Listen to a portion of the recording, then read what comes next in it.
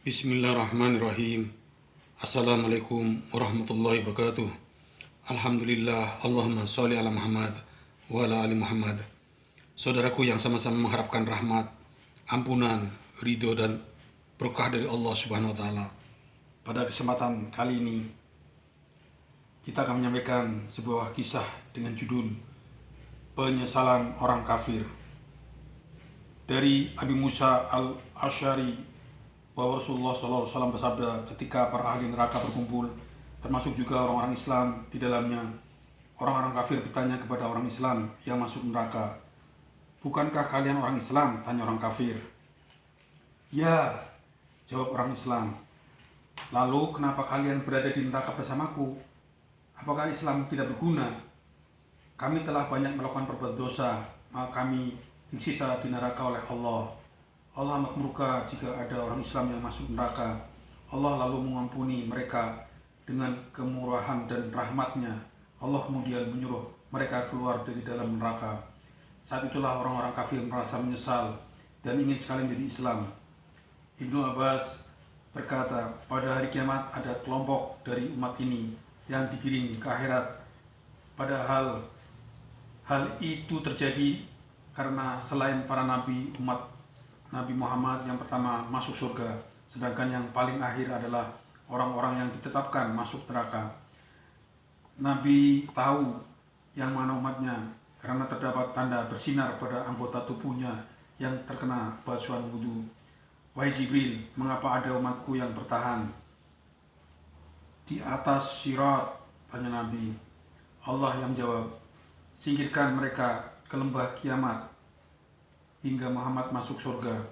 Ketika Rasulullah melihat kiamat, beliau menyangka umatnya telah masuk surga seluruhnya.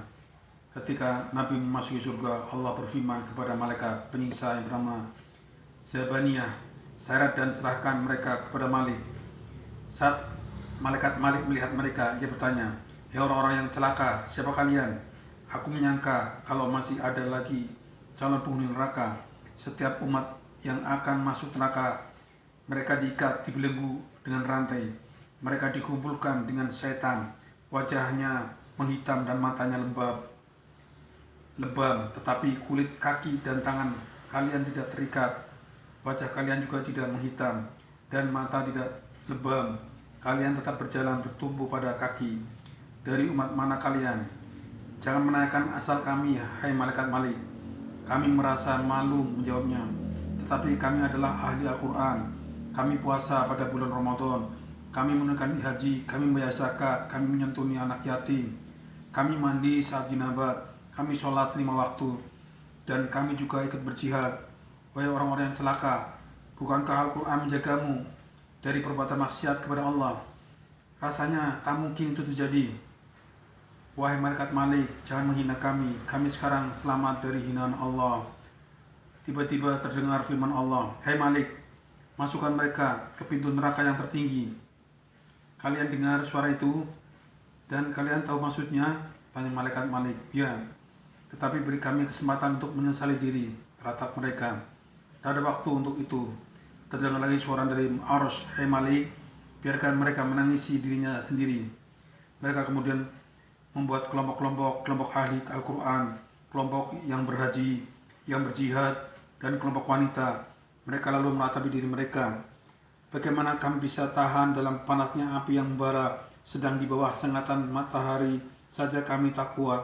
Bagaimana kami bisa tahan berbaju aspal panas, sementara kami bisa memakai baju yang lembut? Bagaimana kami bisa tahan menelan bara api dan minum air mendidih, padahal kami bisa makan makan enak dan minum minuman yang segar?" Terdengar lagi suruhan, "Hai Malik, masukkan mereka ke pintu neraka yang teratas." "Hei orang-orang celaka, kalian dengar suruhan itu dan kalian paham maksudnya?" tanya malaikat Malik. "Iya." "Kalian ini umat siapa?" tanya malaikat Malik lagi. "Kami sangat malu mengatakannya," jawab mereka. Malaikat Malik kemudian menggiring mereka. Yang paling tua dijadikan pemimpin, yang muda di belakangnya.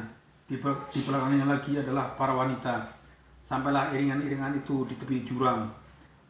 Para malaikat yang kejam dan bengis menyambutnya. Mereka diciptakan Allah tanpa punya perasaan dan tak mengenal belas kasihan. 1000 malaikat Zabaniyah mengerubuti dengan itu. Mereka dilemparkan ke dalam neraka. Ada yang dipegang kakinya, lututnya, pinggangnya, bahkan ada yang dengan menjambak rambutnya. Ketika api neraka siap melahap wajah mereka, tubuh mereka, terdengar seruan, "Taruhlah api di dada dan wajah mereka."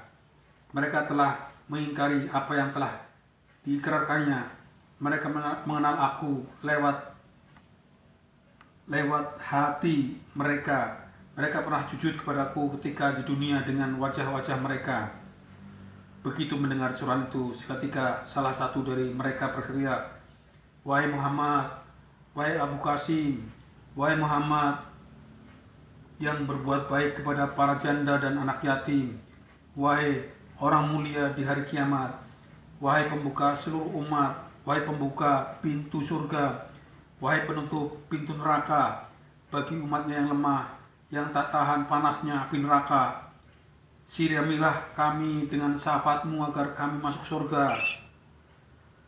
Salah satu orang dari lagi mengangkat kedua tangannya dan menempelkan ke telinga seperti seorang muazin.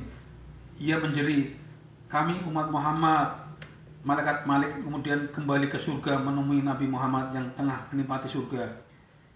"Wahai Muhammad, engkau menikmati surga, sementara umatmu yang lemah membutuhkan bantuanmu. Mereka benar-benar lemah dan tak tahan di neraka. Bantulah mereka," katanya. Rasulullah kemudian meninggalkan tempat istirahatnya. Beliau menaiki buruknya. "Cepatlah buruk," seru Rasulullah. "Umatku yang lemah tak tahan dengan panasnya api neraka." Sampailah Rasulullah dengan buruknya di tepi jurang neraka. Rasulullah dapat mendengar suara pilu mereka. Beliau lalu menangis, "Hei Malik, keluarkan umatku dari neraka," pinta Rasulullah.